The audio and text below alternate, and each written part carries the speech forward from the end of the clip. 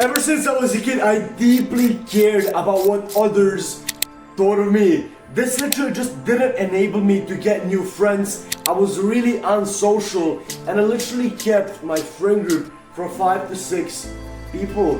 The only people that I really just could have hanged out with was with my family because I knew that they just simply wouldn't judge me. And the older I got, the worse this became. My social anxiety went through the roof. I literally just became this introvert that just didn't speak to people. I was having this fear of just criticism. I was that fat kid that was literally just wearing a t-shirt on the beach, swimming in it, just really just deeply insecure about his body. I started wearing like only oversized clothing and I was just deeply insecure. Basically every single time I would find myself in like an event or with more people, I would just kind of sit in the corner and be on my phone. I wouldn't really meet new people and I was just fearful. And I now understand how much I actually missed. You have to understand that for the rest of your life, until the day that we actually die, we're going to care about what others people think. But we can at least learn how to care a little bit less. And with these 10 tips that I'm going to speak about today, you're going to be able to do exactly that. Now let me start off with this first principle with one of my favorite quotes absolutely ever made. Weak minds discuss people, average minds discuss events, and strong minds discuss ideas. This quote was from Socrates, and literally this just explains our society perfectly. We live in this day and age where literally the only thing people speak about is people and themselves. So you have to understand that everybody who is discussing you, everybody who is discussing how you look, everybody who's discussing about you, who you actually fear for that, is weak. So, should you really care about what a weak mind thinks about you? You shouldn't. It doesn't really make sense. So this can be truly freeing. But you, me, all of our friends, we speak about other people, don't we? And you have to understand that this is the constant paradox. If you speak about others, others will speak about you also. If you speak about others in a negative way, they'll speak in a negative way about you also. If you gossip to your friends will gossip about you when you're not there. So you have to stop talking about people, and you have to understand that people who actually speak about you and only discuss your mistakes, your wrongdoings, and you as a person, firstly are weak, and secondly, they're just doing themselves harm. You have to understand that those people are not the people that you should actually care about their thinking of you. Here we make a really big switch, and if you couldn't already notice, most of this video is actually going to be about the book The Sub-Art of Not Giving a Fuck by Mark Manson. And this third principle is actually one of the most important principles I took from that book. And like I said, its happiness is the problem. You have to understand that actually what Mark Manson talks about in this book is that seeking positive events is a negative event by itself. Just think, when you're sad, what is the first thing that you're generally speaking thinking of to make yourself happier? So-called instant gratification. You seek sweet things like cake, like ice cream, all of these entertainments. You seek watching Netflix, you seek all of these things that are generally speaking not good for your future. You want to blind yourself from the reality you are now in. And that in itself is a negative experience. If we seek the happiness, if we seek constant positiveness, if we seek just constantly being positive, that is going to be a truly negative experience in our life. If we constantly seek happiness, we will always be unhappy. Happiness is the problem. But you might now ask, if happiness is the problem, what is the fix to this problem? Well, it's actually pain. Even though the exact opposite of happiness isn't pain, it is the fix for this. It is the fix for happiness. It is this really just like bitter antidote for our problem. The more pain that we have in our life, the more we're going to be grateful for when we are not experiencing the pain, and the more that we're going to be actually happy to have that pain in our life. But you must ask yourself right now, what pain do you want to go through your life? Because there is going to be pain, always. Basically, there's not going to be a single part of the moment, the single like stop, where you're just going to feel no pain. You're going to feel pain for the rest of your life. I'm going to feel the pain for the rest of my life. So what we have to ask ourselves is, what pain are we actually the most happy with feeling? And then you actually want to navigate towards it. You want to start building this just a love for it. People always ask you, how much money do you want to make? What is your dream job? And they never ask you, what is a problem that you can fix? They never ask you, how much pain, how much sacrifice are you willing to take for the success that you actually want? And that, my friend, is the best question that you can ask yourself. If we're being truly logical, most of us can't actually reinvent the wheel. And we shouldn't even try, maybe. If you constantly think that you are special, you are the best, you are the worst, you're going to become entitled. There's going to be two situations that can rise up.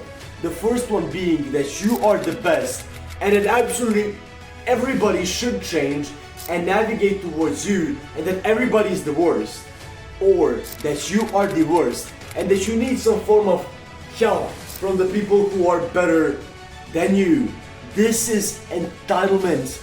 And this is literally just giving up control of your life. Because if we become entitled, we're going to literally just give up all control. Give up everything. You are not in control. You're not steering the wheel.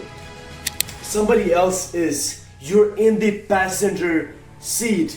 And that, my friend, is not the life you should want to live. You should have the responsibility and bear the responsibility for your own self. Become accountable for your own decisions. This is how that pain that you actually choose is going to make you happy. You are not special. When was the last time that you said to yourself something like this? If I make more of X, I will be Y. I know this might seem like a mathematical thing, but look, when was the last time that you told yourself, if I make a little bit more money, I will become happy. I will be happy, I'll be able to rest. When was the last time that you told yourself something like that? Well, probably quite recently. Your values are absolutely shit, my friend. Let me actually make a story up from actually this book that we are speaking about, The Subtle Art of Not Giving a Fuck. There was a man called Dave Mustaine. I hope I didn't butcher the name. But Dave was actually a part of this rock band. They were living in New York, and one day, they literally let him off. The whole other part of the group just said to their manager that, hey, Dave is not a good fit replace him. He's shit, we don't want him in our group. So, a couple of weeks after that, they got him a bus ticket to LA and literally just set him off. On the whole bus trip to LA, he was crying. Dave was deeply depressed, but when he got off in the LA, he set himself one goal, and that is to become better and get more sales than the group that he just left. So, Dave literally worked his ass off. He gathered the best musicians of the West, and he made a group called Megadeth. You probably heard of it. It got millions of sales, 10 million sales. But the group that he actually was just set off of was Metallica. And do you think they was happy? No. His values was shit, because his only value that actually got him the success that he had made him unhappy, because Metallica got 25 million sales, and the only goal in Dave's eyes was to actually beat Metallica. This is why our values can destroy our life. But, well, I'm going to give you just a simple equation. Good values are the values that actually have the long term in the mind, meaning that a bad value is that if I make X, I will become Y. But a good value is, let's say that my goal, my value is to constantly improve for the rest of my life. That value is till the end of your life, meaning that it's a long term and it's also positive. We must not navigate our values with time and with other people. We must have full control over our own values and if we're actually achieving them or if we are not. Now this same principle can be really confusing to most of us, because quite frankly, we just don't know shit. And it might sound super bizarre, but listen my friend, I am wrong. You are wrong. Mark Manson is wrong with writing this book. We're all wrong. But what we should do is to simply try and be a little bit less wrong the next time. This is why we learn. This is why we grow. Because 500 years ago, people were literally curing like really bad diseases. We're literally just cutting your arm off so the blood can go off, so those cells can literally just go off. 500 years ago, we were thinking that the whole Earth, that the whole galaxy was actually revolving around Earth. This is what we thought. And in 500 years, people are going to look at our society today, they're going to think they're dumb as shit, just as we think as the society was 500 years ago. We are always mistaken, we're always wrong. But we should try and learn and actually try and become a little bit less wrong the next time. But you might ask, why is this all improvement just so important when I'm going to actually die anyway? Well, my friend, you just made a perfect analogy. If we're actually going to die anyway, why should we think and why should we care about what others people think of us? Because at the end of the day, we're all going to die. And why should we care about others' perception of us until we die? It doesn't make sense. Even though we just navigated towards this negative, I made it into a positive. Because why should we care if we're going to die anyway? Now all of these things sound absolutely great, but you might ask me now, how can I stop giving a fuck? What can I actually do to stop giving a fuck. Well, my friend, there is no how. Look, you can either stop caring or not. You can change your values so you don't care, and you can actually start giving a shit about something else, or you can, or you don't. Can be like a pivotal moment in your life, but it also doesn't have to be. You can go away from this video the same person that you were when you got here, but I think that you can change. Thank you guys for watching. I hope you enjoyed this video and I hope you actually got some value from this video.